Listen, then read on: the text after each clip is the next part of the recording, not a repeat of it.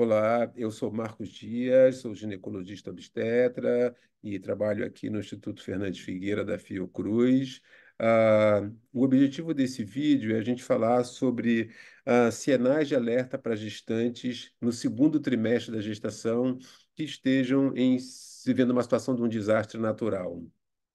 A primeira questão que eu queria levantar é da necessidade de gestantes, ao receberem um aviso de procurar uma área de segurança, deixar a sua residência, procurar uma área de abrigamento na perspectiva de um evento, de um desastre natural, é importante que ela não perca tempo.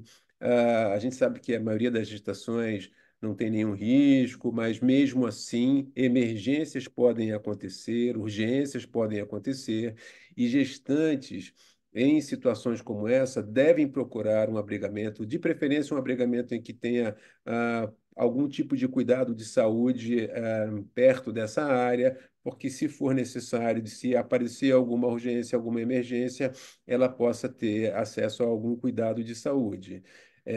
Então, essa é uma questão importante, não perder tempo, porque as gestantes estão sujeitas a complicações que podem acontecer nessas situações de desastre natural.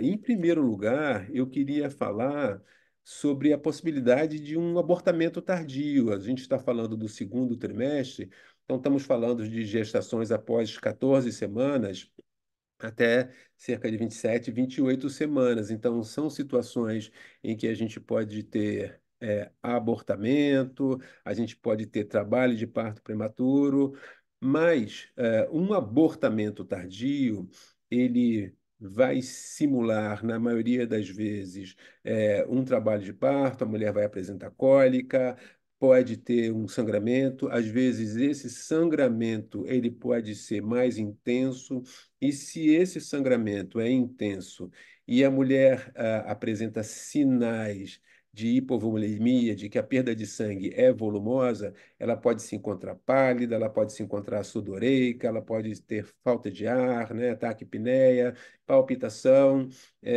às vezes ficar mais obnubilada.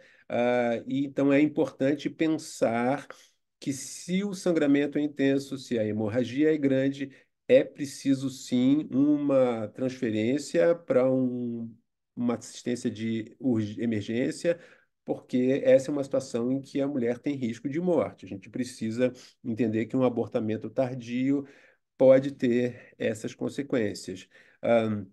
Se uma mulher tem um abortamento tardio, o feto é expelido, a placenta nessas situações pode demorar mais tempo para sair, pode não sair completamente e pode então haver uma hemorragia. Então, não só no processo do abortamento, mas depois na expulsão da placenta, essa é uma situação que pode acontecer. Outra situação que às vezes acontece é uma placenta que é localizada na parte mais baixa do útero, mais próximo do colo uterino ou cobrindo o colo uterino. São as famosas placentas prévias.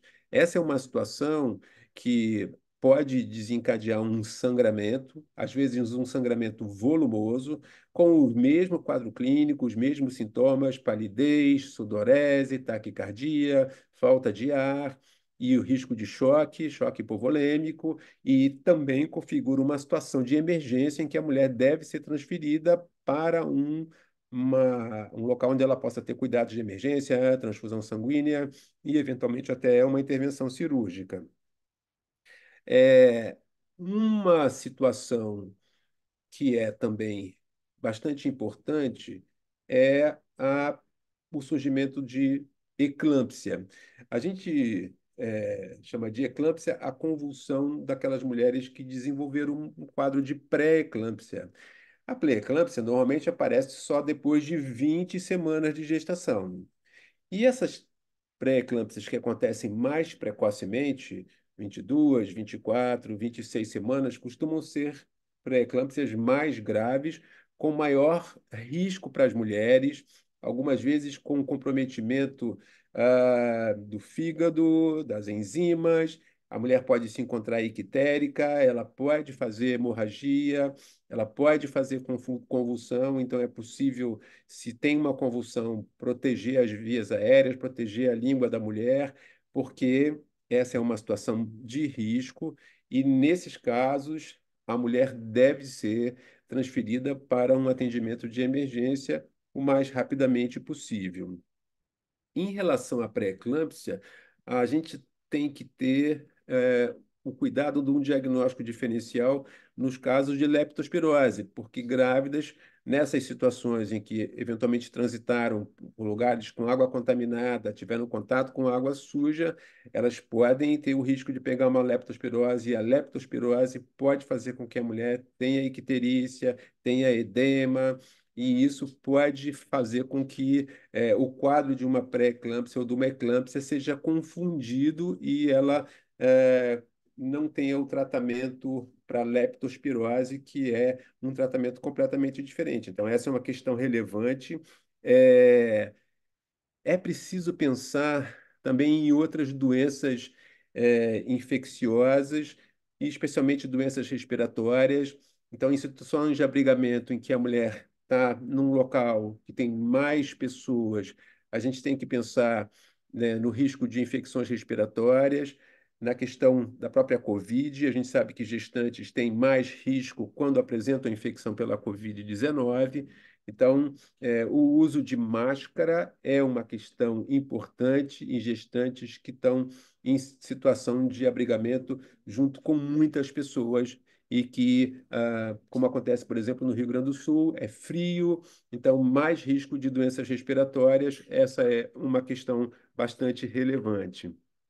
Uma outra questão é a questão do trabalho de parto prematuro, né? Uma gestante que está no sexto, sétimo mês pode apresentar aí um trabalho de parto prematuro.